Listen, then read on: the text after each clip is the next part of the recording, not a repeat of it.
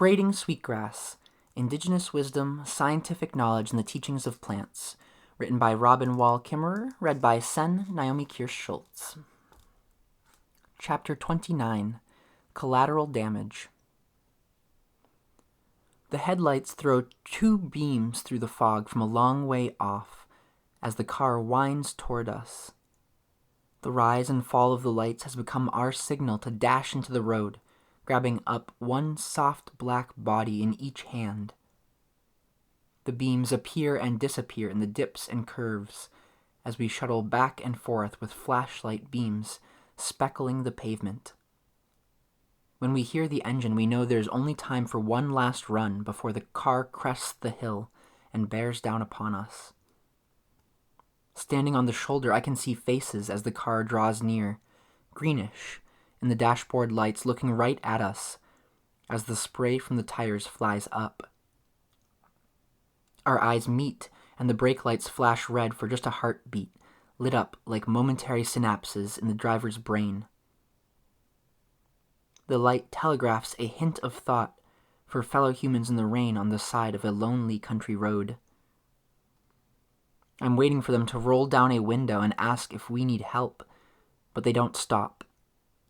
The driver looks back over his shoulder, brake lights dimming as he speeds away. If cars scarcely brake for Homo sapiens, what hope can we hold for Ambistroma maculata or other neighbors who travel this road in the night? Rain beats against my kitchen window in the falling dusk. I can hear geese outside in low formation over the valley. Winter is letting go. Pausing by the stove with raincoats draped over my arm, I stop to stir a pot of pea soup, sending up clouds of steam that mist over the window. We'll be glad for a warm cup during the night ahead. The 6 o'clock news comes on while I am head first in the closet rounding up flashlights. It has begun. Bombs are falling on Baghdad tonight. I stop in the middle of the floor, listening, with my hands full of boots, a red pair and a black one. Somewhere, another woman looks out her window, but the formation of dark shapes in her sky is not a skein of spring geese returning. Skies billowing with smoke, homes alight, sirens wailing. CNN reports the number of sorties and tons of ordnance, like box scores in a baseball game. The level of collateral damage, they say, is as yet unknown. Collateral damage, shielding words to keep us from naming the consequences of a missile gone astray. The words ask us to turn our faces away as if man-made destruction were an inescapable fact of nature.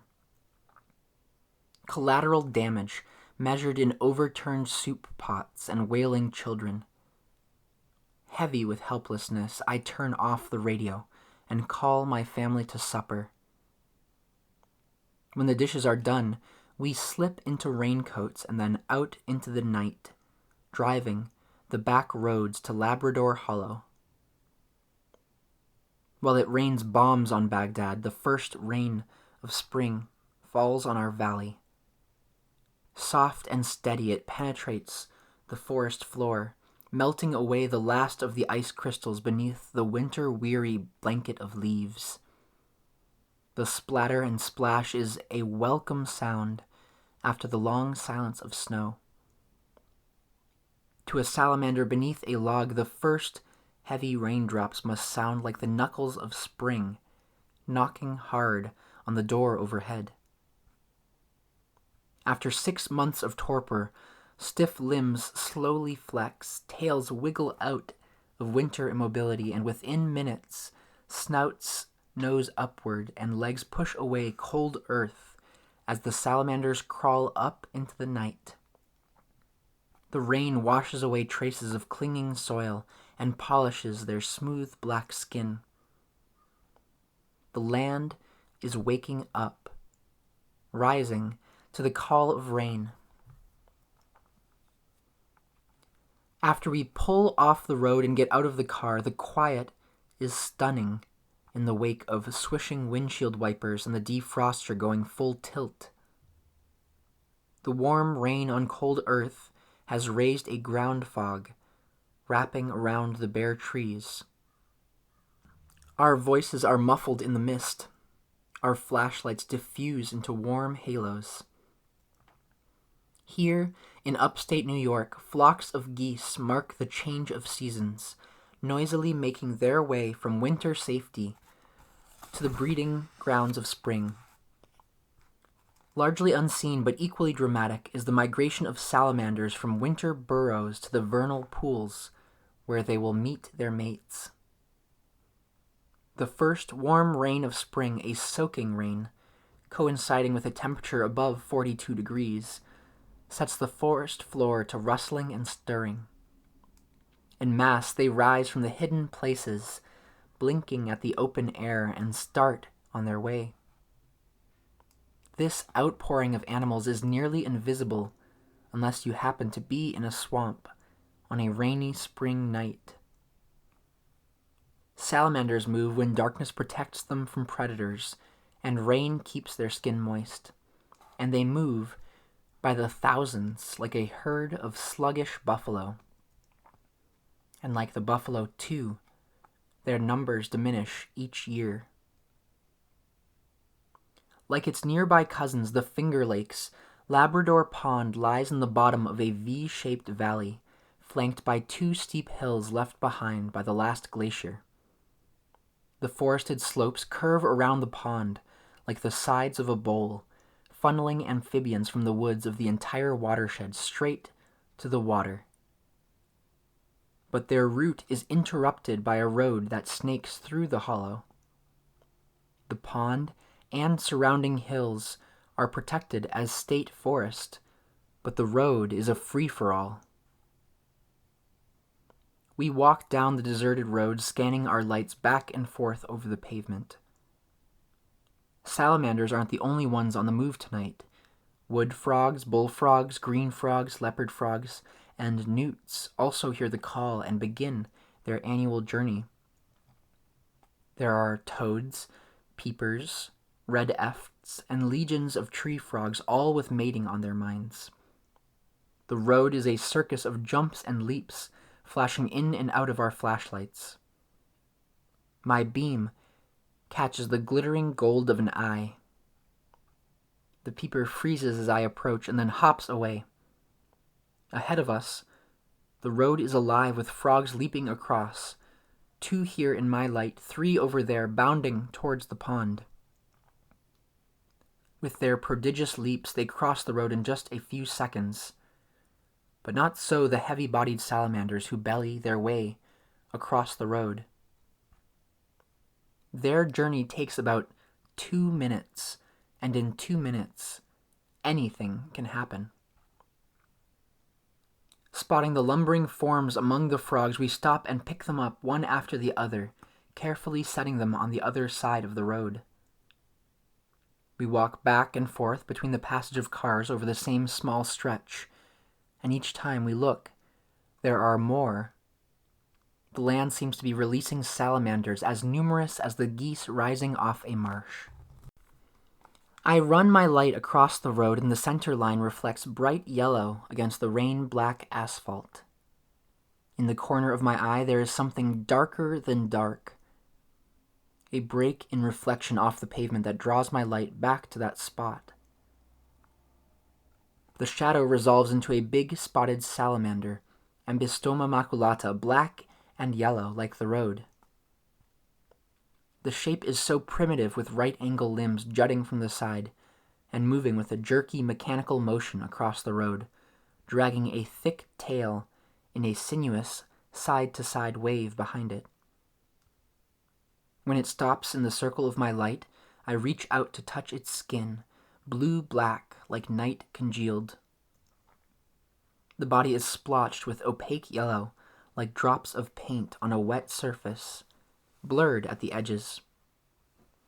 Its wedge-shaped head swings from side to side, blunt snout with eyes so dark they disappear into its face.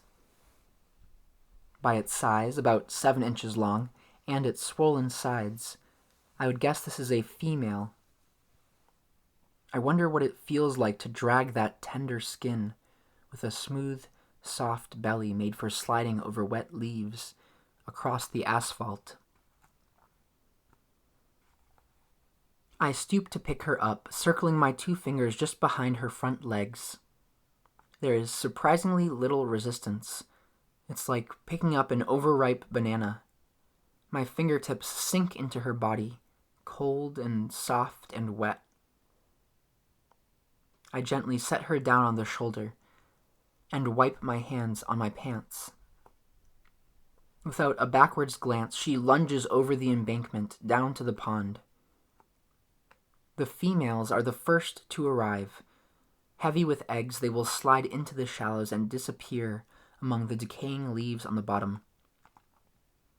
They wait, fecund and sluggish in the cold water, for the males, who will make the same journey down from the hillsides a day or 2 later. They come out from under logs and across streams, all pointed in the same direction, the pool where they were born. Their route is circuitous because they don't have the ability to climb over obstacles. They follow along the edges of any log or rock until it ends, and they are free to go forward, on to the pond. The natal pond may be as much as half a mile from their wintering spot, and yet they locate it unerringly. Salamanders have a guidance system easily as complex as the smart bombs winding their way to targets in Iraqi neighborhoods tonight. Without the benefit of satellite or microchip, salamanders navigate by a combination of magnetic and chemical signals that herpetologists are just beginning to understand. Part of their direction-finding ability relies on a precise reading of the lines in the Earth's magnetic field. A small organ in the brain processes magnetic data and guides the salamander to its pond. Though many other ponds and vernal pools lie along the route, they will not stop until they arrive at the birthplace, struggling mightily to get there. Once they are close, homing in salamanders seems to be similar to salmon identifying their home river. They smell their way with a nasal gland on their snouts. Following the Earth's magnetic signals gets them to the neighborhood, and then scent takes over to guide them home. It's like getting off an airplane and then finding your way to your childhood home by following the ineffable odor of Sunday dinner and your mother's perfume. On last year's mission to the Hollow, my daughter begged to follow the salamanders and see where they were going. We trailed behind by flashlight as the amphibians twined between scarlet stems of red osier and climbed over flattened tussocks of sedge. They stopped far short of the main pond on the edges of a vernal pool, a small depression in the land that goes unnoticed in summer but reliably fills with snowmelt every spring, making a watery mosaic. Salamanders choose these temporary basins to lay eggs because they are too shallow and short-lived for fish, which would gobble up the salamander larvae to inhabit. The pool's evanescence is the newborn's protection from fish.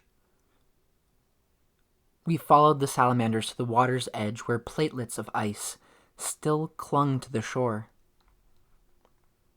They did not hesitate but strode purposefully into the water and disappeared. My daughter was disappointed, expecting to see them loitering on the beach or doing belly flops into the pool. She searched the water's surface with her flashlight, wanting to see what happened next, but there were only dappled leaves on the bottom of the pool, patches of light and dark, nothing to see, until we realized that the patches of light and dark were not leaves at all, but the black and yellow spots of dozens of salamanders. Everywhere the light stopped there were salamanders, the bottom of the pool a blanket of animals. And they were moving, swirling about each other like a room full of dancers. Compared to their ponderous movement on land, they were fleet in the water, swimming as gracefully as seals. One flick of the tail and they were gone from the circle of light. The glassy surface of the pond was suddenly broken from below, like the upwelling of a surging spring, and the water started to churn as they moved together in a roiling crowd, yellow spots flashing. We stood in amazed witness to their mating ritual, a congress of salamanders. As many as 50 males and females danced and swirled together, a rapturous celebration after a long year of solitary, celibate existence, eating bugs under a log. Bubbles rose from the bottom of the pond, like champagne. Unlike most amphibians, Abystoma maculata does not spill its eggs and sperm freely into the water for a frenzy of mass fertilization.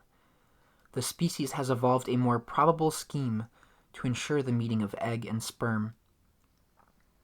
Males break away from the dancing swarm, take a gulp of air, and swim for the bottom of the pond, where they release a glistening spermatophore, a gelatinous sac of sperm with a stalk to attach it to a twig or leaf.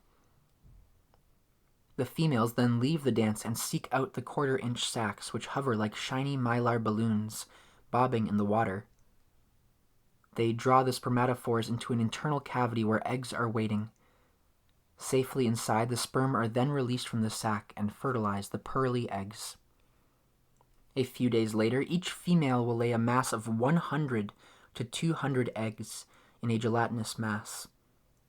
The expectant mother will linger nearby until the eggs hatch, but then she returns, alone, to the woods. The newborn salamanders stay behind in the safety of the pool for several months, metamorphosing until they are capable of life on land. By the time the pool has dried up and forced them out, their gills will be replaced by lungs and they are ready to forage on their own. The juvenile salamanders, or newts, are wanderers who will not return to the pond until they are sexually mature 4 to 5 years later. Salamanders can be long-lived beings. Adults may make the mating migration through a lifetime as long as 18 years, but only if they can cross the road. Amphibians are one of the most vulnerable groups on the planet. Subject to habitat loss as wetlands and forests disappear, amphibians are the collateral damage we blindly accept as the cost of development. And because amphibians breathe through their skins, they have little ability to filter out toxins at that moist membrane between animal and atmosphere. Even when their habitats are safe from industry, their atmosphere may not be. Toxins in the air and water, acid rain, heavy metals, and synthetic hormones all end up in the water in which they gestate. Developmental abnormalities like six-legged frogs and twisted salamanders are now found throughout the industrialized world.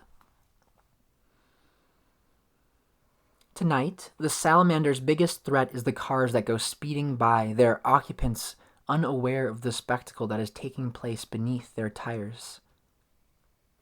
From inside the car, listening to late-night radio, you just don't know.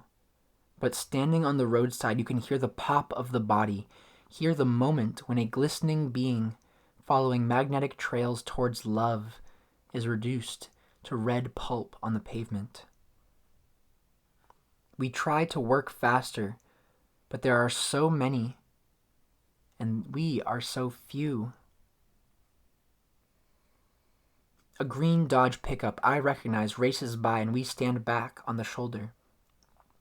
It was one of my neighbors who has a dairy farm just up the road, but he doesn't even see us. I suspect his thoughts are far away tonight, straining toward Baghdad. His son, Mitch, is stationed in Iraq. Mitch is a nice kid, the kind who with a friendly wave would always pull his slow tractor off to the roadside to let cars pass safely. I suppose he's driving a tank now.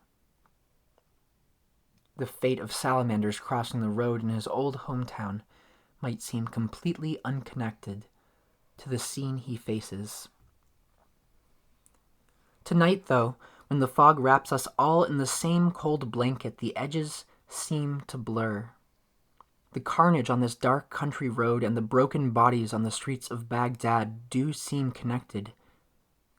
Salamanders, children, young farmers in uniform, they are not the enemy or the problem. We have not declared war on these innocents, and yet they die just as surely as if we had. They are all collateral damage. If it is oil that sends the suns to war and oil that fuels the engines that roar down this hollow, then we are all complicit. Soldiers, civilians, and salamanders connected in death by our appetite for oil. Cold and tired, we stop and pour out a cup of soup from the thermos. Its steam rises to mingle with the fog. We sip quietly and listen to the night. Suddenly, I hear voices, but there are no houses nearby. Up around the curve, I catch the strobes of other flashlights. I quickly shut off my light and close up the thermos. We back away into shadow and watch as the lights come nearer, a whole line of them. Who would be out on a night like this? Only someone out looking for trouble, and I don't want to be in it. Kids use this road sometimes as a drinking spot, a place to shoot beer cans. I once saw a pair of young men kicking a toad between them like a hacky sack. I shudder to think what brings them here. The lights are closer now. At least a dozen, all scattered across the road like a patrol. The beams scan back and forth over the road. As they come closer, the pattern of their lights becomes oddly familiar. It's the very same pattern we've been making all night. And then, I hear their voices through the fog. Look, here's another one, a female. Hey, I got two over here. Add 3 peepers. Grinning in the dark, I switch on my light again and step out to meet them as they bend and carry the salamanders to safety. We are so glad to see each other, and we pump each other's hands as our voices rise in laughter around a virtual campfire made by flashlights. I pour out soup for everybody, and we are all momentarily bound together with the giddiness of relief, both to know that the approaching lights are friend and not foe, and to recognize that we are not alone in our efforts. We all introduce ourselves and get a look at the faces under the dripping hoods. Our fellow travelers are students from a herpetology class at the college. They all have clipboards and write-in-the-rain notebooks to record their observations. I feel embarrassed to have assumed that they were troublemakers. Ignorance makes it too easy to jump to conclusions about what we don't understand. The class is here to study the effects of roads on amphibians. They tell us that frogs and toads take only about 15 seconds to cross the road and mostly escape the cars. The spotted salamanders average 88 seconds. They may have evaded countless predators, survived the summer drought, endured the winter without freezing, but it all comes down to 88 seconds. The students' efforts on behalf of Ambystoma go beyond roadside rescue. The highway department could install salamander crossings, special culverts that allow the animals to avoid the road, but they're expensive and the authorities would need to be convinced of their importance. The class mission is to take a census of the amphibians crossing the road to estimate the total numbers of animals who move from the hills to the pond and the numbers who die en route. If they can get adequate data to show that road deaths endanger the viability of this population, then they may be able to persuade the state to take action. There's just one problem. In order to obtain accurate estimates of salamander mortality, they have to count both the animals who make it across the road and those who don't. It turns out that tallying death is easy. They've developed a system for identifying the species of animal by the size of the blotch it leaves on the road, which is then scraped up to avoid counting it again on the next traverse of the road. Sometimes death occurs even without collision. Salamanders are so soft-bodied that merely the pressure wave generated by a passing vehicle can be fatal. The missing number is the denominator of the death equation, the number of animals who do make it safely across. How can they take inventory of the successful crossings on a long stretch of road in total darkness? At widely spaced intervals along the road, drift fences have been installed. A drift fence is simply a length of snow fence about 8 feet long with a foot-high strip of aluminum roof flashing wired like a wall along its base. The salamanders can't wiggle through. Confronting this obstacle, they edge along the drift fence as if it were a log or a rock. They attempt to follow it to its end, slithering along in the darkness, moving by feel of the fence against skin. Until suddenly, the ground vanishes and they fall into a buried plastic bucket from which they cannot escape. The students come along every so often and count the animals in the bucket, record the species on their clipboards, and then gently release them on the other side of the fence, on their way to the pond. At night's end, the number of animals caught by the drift fences provides an estimate of the number who safely crossed the road. These studies may provide the evidence that will save the salamanders, but there is a short-term cost to that long-term benefit. In order to do the research properly, no human intervention is allowed. When a car is coming, the students have to stand back, grit their teeth, and let it happen. Our well-intentioned salamander rescues have in fact biased the experiment tonight as we decrease the number who would normally have been hit, causing an underestimate in the serious losses that occur. It poses an ethical dilemma for the students.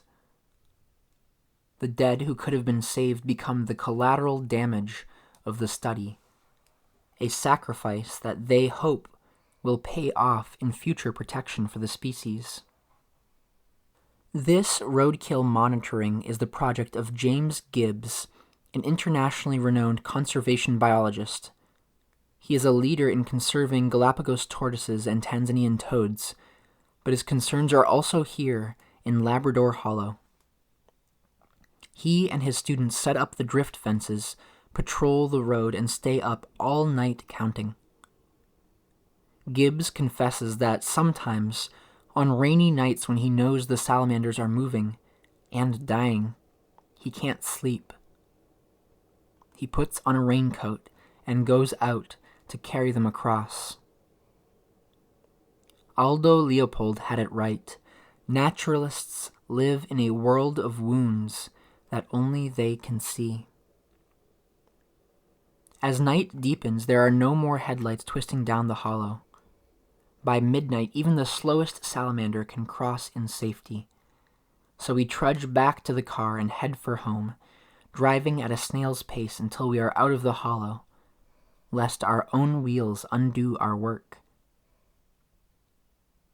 We are painfully careful, but I know that we are as guilty as anyone.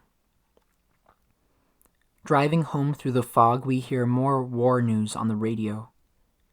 Columns of tanks and Bradley fighting vehicles are advancing over the Iraqi countryside through a sandstorm as dense as the fog that shrouds us here.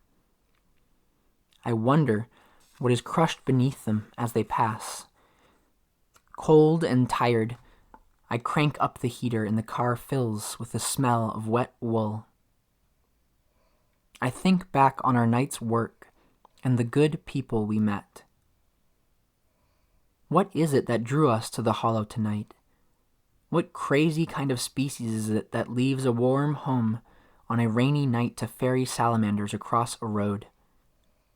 It's tempting to call it altruism, but it's not. There is nothing selfless about it.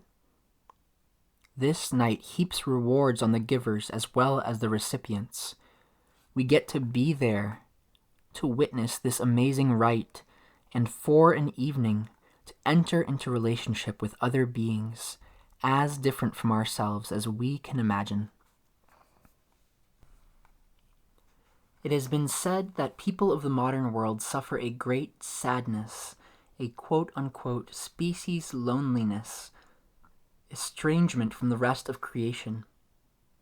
We have built this isolation with our fear, with our arrogance, and with our homes brightly lit against the night. For a moment as we walked this road, those barriers dissolved and we began to relieve the loneliness and to know each other once again. Salamanders are so very much the other. Cold, slimy creatures verging on repulsive to the warm-blooded Homo sapiens. Their startling otherness makes it all the more remarkable that we were here tonight, in their defense. Amphibians offer few of the warm, fuzzy feelings that fuel our protection of charismatic mammals that look back at us with Bambi's grateful eyes. They bring us face to face with our innate xenophobia, sometimes directed at other species and sometimes directed at our own, whether in this hollow or in deserts halfway around the globe. Being with salamanders gives honor to otherness, offers an antidote to the poison of xenophobia. Each time we rescue slippery, spotted beings, we attest to their right to be, to live in the sovereign territory of their own lives. Carrying salamanders to safety also helps us to remember the covenant of reciprocity, the mutual responsibility that we have for each other. As the perpetrators of the war zone on this road, are we not bound to heal the wounds that we inflict? The news makes me feel powerless. I can't stop bombs from falling and I can't stop cars from speeding down this road. It is beyond my power, but I can pick up salamanders. For one night, I want to clear my name. What is it that draws us to this lonely hollow? Maybe it is love, the same thing that draws the salamanders from under their logs. Or maybe we walked this road tonight in search of absolution. As the temperature drops, single voices, clear and hollow, replace the keening chorus, the ancient speech of frogs. One word becomes clear, as if spoken in English.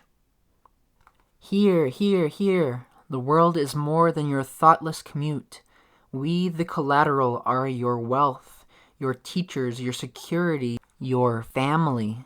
Your strange hunger for ease should not mean a death sentence for the rest of creation. Here, calls a peeper in the headlights. Here, calls a young man trapped in a tank far from home. Here, calls a mother whose home is now a burnt-out ruin. There must be an end to this. By the time I get home, it is late and I cannot sleep, so I walk up the hill to the pond behind my house. Here, too, the air is ringing with their calls. I want to light a sweetgrass smudge to wash away the sadness in a cloud of smoke. But the fog is too heavy and the matches just bleed a red streak on the box, as it should be. There should be no washing away tonight. better to wear the grief like a sodden coat. Weep, weep, calls a toad from the water's edge, and I do. If grief can be a doorway to love, then let us all weep for the world we are breaking apart, so we can love it back to wholeness again. This has been Braiding Sweetgrass, Indigenous Wisdom, Scientific Knowledge, and the Teachings of Plants, written by Robin Wall Kimmerer, read by Sen Naomi Kirst-Schultz. Chapter 29, Collateral Damage. Thanks for reading along.